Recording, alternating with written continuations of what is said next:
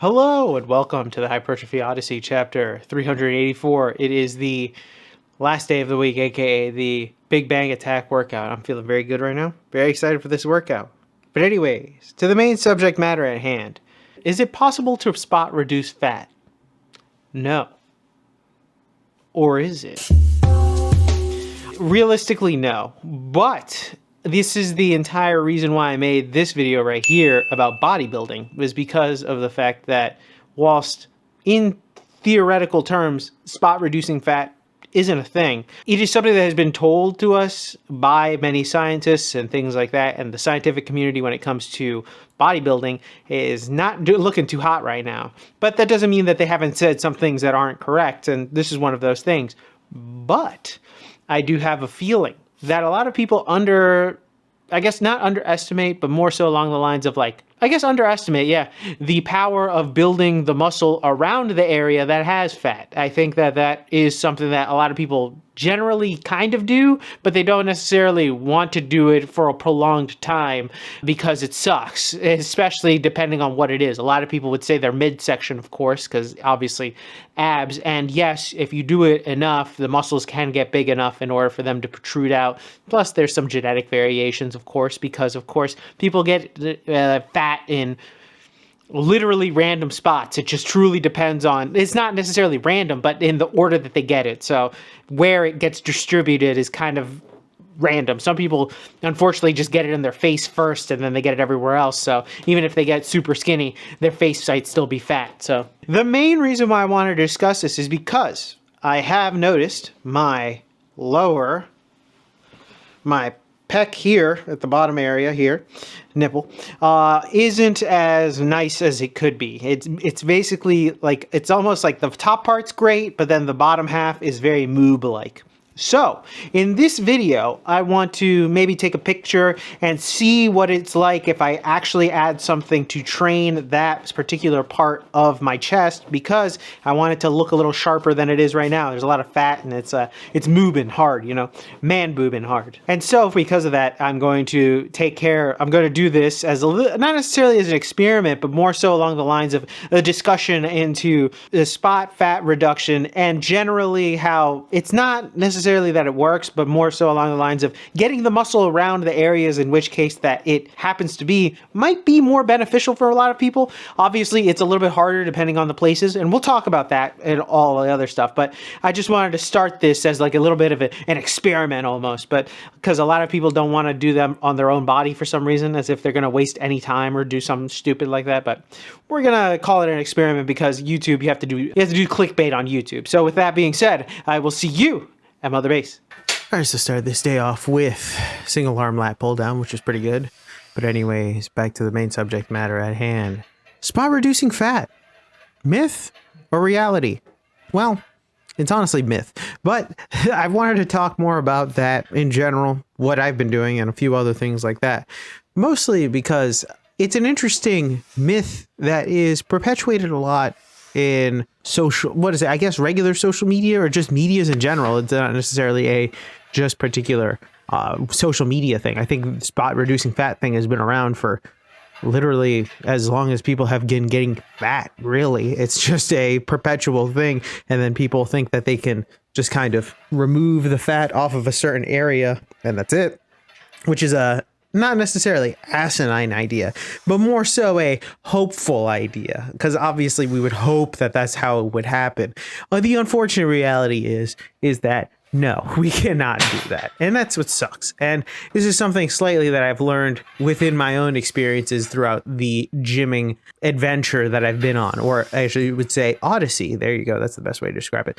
So that's something that has been a basic lesson throughout all of this, is that no matter how hard you try, no matter what you do, the fat will stay there for the most part. Now, of course, there is something to be said about making the muscle around there a little bit bigger, targeting certain areas, so then that way the muscle looks a little bit more defined and, or what's the word I'm looking for, fuller, and then thus making it look less fat. That is something that is possible, but it's hit or miss depending on the area that you're trying to do that with. Something like your arms and legs, more likely than not, you're going to actually get some definition from it, as well as it might use some of the fat in that area. That is actually what happened to me a little bit, basically in my legs and arms. But my torso and chest area, still a lot of fat on it. When I was thinking about making this video, I was planning on showing what my chest looked like now in the 2 months since I've made this video, but I decided against it because I'm probably going to have a physique update entirely in the near future, which will happen relatively soon, so I'm just going to hold off on that.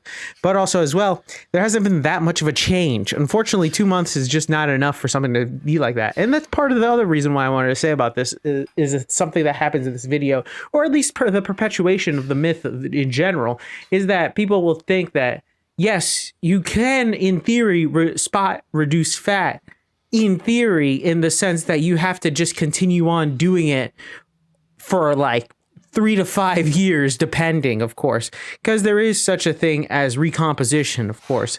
But the thing is, recomposition takes so fucking long to actually do and or see results from that people just honestly give up, and it's understandably so. I can't necessarily fault somebody for just saying, I'm going to just give up on the idea of recomping. Recomping in its own right is a good idea for certain people at certain stages, but it is a tough thing, especially because it's very hard to say, hey, you're not going to get any results on this until 3 to 5 years from now, probably. Even if you're doing these same things or you hit plateaus, you're not going to really start seeing any changes for a good while, which sucks. But if you stick to it, you can see results.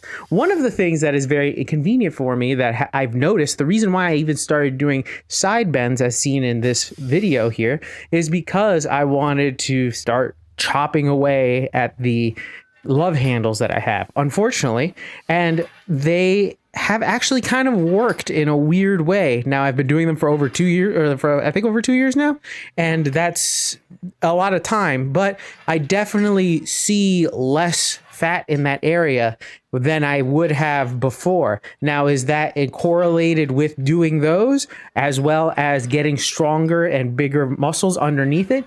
Possibly, but also not necessarily. It's very weird. Even doing an experiment on your own, it's kind of like you don't necessarily know if it's exactly working or if it's what you're doing is worth it in the long run. But I'll say this, the side bends have come in handy a lot in other facets of making them better and stronger, and also that because they work out my obliques, it's made my core better, and because of that, it makes everything kind of synergistically work together. And I think that that's the other thing about it, really, is that even though, let's say, you're lacking in lower pec development like I am, that's not great, but that's just another area that I should probably hit more often that will in theory turn out to be better in other areas later on. So it will help develop more parts of my chest, which will probably make my chest stronger, which will probably help make it generally better for not only aesthetics, but as well as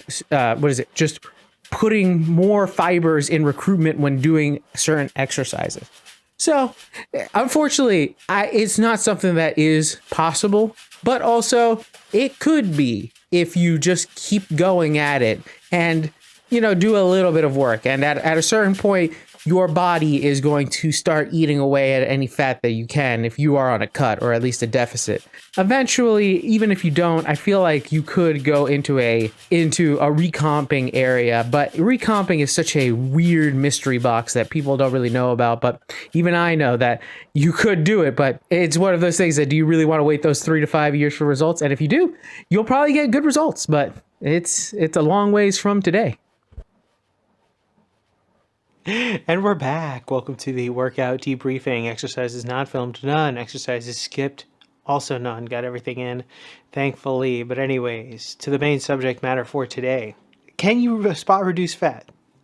Well, actually, you probably can't. Realistically, it's not a thing. I think a lot of people have probably tried. I don't know if they've tried for years, but I think enough people have tried over the years that it is something that relatively doesn't work. And I think a lot of people understand that it doesn't work. But I think a lot of people also try it for a little while and then stop. I don't think that there are people who will continuously working out a muscle group over and over again for quite a bit of time in order to get things going. I think a lot of time people end up giving up or just, not finishing the diet or things like that, or spinning their wheels and never really actually committing to the synergy that's needed in order to get rid of some of those things. I don't think that you can actually just look at something and be like, I'm going to reduce this fat. Exactly. Because that's just kind of asinine to try to even think that you could do that. But at the same time, I'm running this little experiment to see what happens. Obviously, I don't think that it's going to look extremely different, but different enough where it's going to get shape and also, not be as fatty and moob-like, because I really hate the moob nature of it and all. But this is just a little fun one, because I'm a little bit of a scientist myself. See this episode about that. So that's why I wanted to make sure about that. I just, we got to experiment a little bit with our exercises and stuff as a bodybuilder, but I've already talked about that in a different episode. But with that being said, tell me what you think in the comment section down below. I'd love to know your thoughts and opinions about this one. If you've had an experience with spot reducing fat, or if you want to do that, or if you had the option to do that, or have actually done that, please let me know in the comment section down below. Please like, comment, and subscribe. Please share this video with anybody who may or may not like it. I will be back on tomorrow with a new video. Thank you very much for watching. I really do appreciate it. I will see you in the next one. Keep it heavy. Stay safe out there. Stay warm out there. It's cold now. And I'll see you in the next one. Peace.